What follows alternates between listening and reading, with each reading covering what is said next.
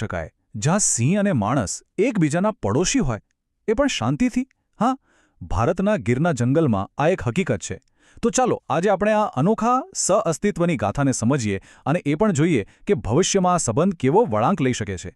ગીરના જંગલમાં સવાર કેવી હોય છે ખબર છે? બાળકોના ખિલખિલાટ, ભેંસોના ભાંભરવાનો અવાજ અને કદાચ નજીકમાં જ આરામ કરતો જંગલનો રાજા.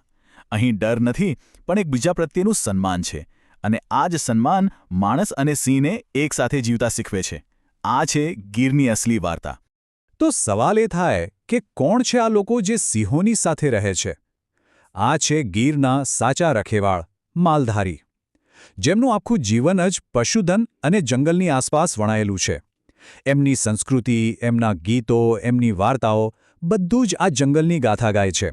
સાચું કહું તો તેઓ સદીઓથી અહીંનો એક અભિન્ન હિસ્સો છે. અને હવે વાત કરીએ આ કહાનીના બીજા મુખ્ય પાત્રની, જંગલનો રાજા, એશિયાટિક સિંહ, જેની ગર્જના એક સમયે લગભગ શાંત થઈ ગઈ હતી, લુપ્ત થવાના આરે હતી. એ જ ગર્જના આજે ગીરના જંગલમાં ફરી ગુંજી રહી છે. ચાલો આ અદ્ભુત કમબેકની વાત કરીએ, એક એવી વાર્તા જેણે એક નવા જ પડકારને જન્મ આપ્યો છે.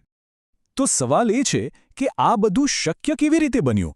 ચાલો આ અનોખા સંબંધની ઊંડાણમાં ઉતરીએ અને સમજીએ કે માલધારીઓ અને સિંહો વચ્ચેનું આ સુપ્રસિદ્ધ સહઅસ્તિત્વ આટલા વર્ષોથી કઈ રીતે ટકી રહ્યું છે. માલધારીઓનું જીવન એમના નેસની આસપાસ ફરે છે. આ એમની નાની વસાહતો છે.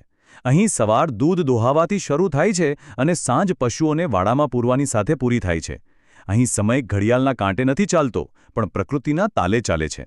અને ખબર છે, આ જ જીવનશૈલીમાં જંગલ સાથે જીવવાનું રહસ્ય અને પેઢીઓ જૂનું જ્ઞાન છુપાયેલું છે. પણ આ સહઅસ્તિત્વનો પાયો શું છે? કોઈ કરાર, કોઈ નિયમ? ના, એનો પાયો છે આધ્યાત્મિકતા. જુઓ માલધારી આગેવાન રામુબેન શું કહે છે. એમના માટે સિંહ કોઈ દુશ્મન નથી, પણ દેવતા છે. અને જો કોઈ સિંહ એમના પશુનો શિકાર કરે તો એને નુકસાન નહીં, પણ ભગવાનને ચડાવેલો ભોગ ગણવામાં આવે છે. બસ આ જ શ્રદ્ધા છે જે ભયને સન્માનમાં બદલી નાખે છે. સારું, તો આ તો થઈ આધ્યાત્મિક માન્યતાની વાત. પણ રોજિંદા જીવનમાં એને કેવી રીતે અમલમાં મુકાય છે? ચાલો જોઈએ કે આ નાજુક શાંતિને જાળવી રાખવા માટે કયા અલિખિત નિયમોનું પાલન કરવામાં આવે છે. અહીંયા છે ને, કાયદા પુસ્તકોમાં નથી લખાતા, પણ પરંપરામાં વણાયેલા છે. માલધારીઓ જંગલની ભાષા સમજે છે. પવનની દિશા, પક્ષીઓનો કલરવ, જમીન પરના પગલાં, આ બધું જ એમને સિંહનો રસ્તો બતાવી દે છે. અને સાચું કહું તો આ જ જ્ઞાન જ એમની અને સિંહ વચ્ચેની શાંતિનો આધાર છે, કોઈ પણ દિવાલ કરતાં વધુ મજબૂત. તો માણસ અને પ્રાણી વચ્ચેના આ અનોખા સંબંધનું પરિણામ શું આવ્યું? સારું, એ પરિણામ સંરક્ષણની એક અદ્ભુત સફળ ગાથા છે. જરા આ આંકડા પર નજર કરો. 674. 19મી સદીના અંતમાં જે સિંહોની સંખ્યા 50થી પણ ઓછી થઈ ગઈ હતી, એ 2020માં વધીને 674 થઈ. આ કોઈ નાની વાત નથી. અને આ સફળતા માત્ર સરકારી પ્રયાસોને કારણે નથી મળી. આ માલધારીઓના સહયોગની પણ ગાથા છે. એમણે સાબિત કરી દીધું કે સંરક્ષણનો મતલબ લોકોને દૂર કરવાનો નથી, પણ એમને સાથે રાખીને ચાલવાનો છે.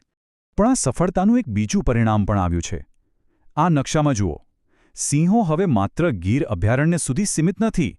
એમની વસ્તી એટલી વધી છે કે તેઓ હવે 30,000 ચોરસ કિલોમીટરના વિશાળ વિસ્તારમાં ફેલાયા છે. અને આમાંનો મોટાભાગનો વિસ્તાર એવો છે જ્યાં માણસો રહે છે. અને બસ અહીંથી જ વાર્તા એક નવો વળાંક લે છે. વિચારો, જ્યારે સંરક્ષણની સફળતા જ એક મોટો પડકાર બની જાય ત્યારે શું થાય? જ્યારે એક પ્રજાતિ એટલી સફળ થાય કે એ એના સંરક્ષિત ઘરની બહાર નીકળી જાય, ત્યારે એક નવો અને કદાચ વધુ જટિલ પડકાર ઊભો થાય છે. અને આ જ પડકારના જવાબમાં સરકારે એક નવી યોજના પ્રસ્તાવિત કરી છે, પ્રોજેક્ટ લાયન. અને આ પ્રોજેક્ટે ગીરના ભવિષ્યને લઈને એક બહુ મોટી ચર્ચા શરૂ કરી દીધી છે. આ પ્રોજેક્ટના કેન્દ્રમાં એક શબ્દ છે, અવિચલિત ક્ષેત્ર. હવે આનો મતલબ શું? સિમ્પલ ભાષામાં કહીએ તો એક એવો વિસ્તાર બનાવવો જે સંપૂર્ણપણે માણસોની અવરજવર અને પ્રવૃત્તિઓથી મુક્ત હોય, જ્યાં વન્યજીવો કોઈપણ જાતની દખલગીરી વગર રહી શકે. અને હા, આ જ આઈડિયા ભારતમાં વાઘના સંરક્ષણ માટે ઘણો સફળ પણ રહ્યો છે. તો આ પ્રોજેક્ટ લાયનનું પ્રસ્તાવ શું છે? ચાલો સમજીએ. પહેલું, ગીરની અંદર 1000 ચોરસ કિલોમીટરનો માનવ-મુક્ત વિસ્તાર બનાવો. બીજું, આ માટે આગામી 10 વર્ષમાં લગભગ 2500 માલધારી પરિવારોને ગીરમાંથી બહાર વસાવવા. અને હા, એમને વળતર પણ આપવામાં આવશે. આ છે આખી યોજના. હવે આ પ્રસ્તાવને કારણે ગીરના સંરક્ષણના ભવિષ્ય માટે બે અલગ-અલગ રસ્તા દેખાઈ રહ્યા છે અને એને લઈને એક મોટી ચર્ચા શરૂ થઈ ગઈ છે. સવાલ એ છે કે ભવિષ્ય વિભાજનમાં છે કે પછી સહઅસ્તિત્વમાં? તો ચાલો આ બંને દલીલોને સમજીએ. એક તરફ એવું માનવામાં આવે છે કે સિંહોના લાંબા ગાળાના ભવિષ્ય માટે એક માનવમુક્ત જગ્યા હોવી ખૂબ જ જરૂરી છે, જેમ વાઘ માટે કરવામાં આવ્યું અને સફળ પણ રહ્યું. પણ બીજી તરફ દલીલ એ છે કે માલધારીઓ ગીરની ઇકોસિસ્ટમનો એક ભાગ છે, કોઈ બહારના લોકો નથી. એમને હટાવવા એ માત્ર એમના અધિકારોનું ઉલ્લંઘન નથી, પણ એનાથી સિંહની વસ્તી પર પણ ખરાબ અસર પડી શકે છે.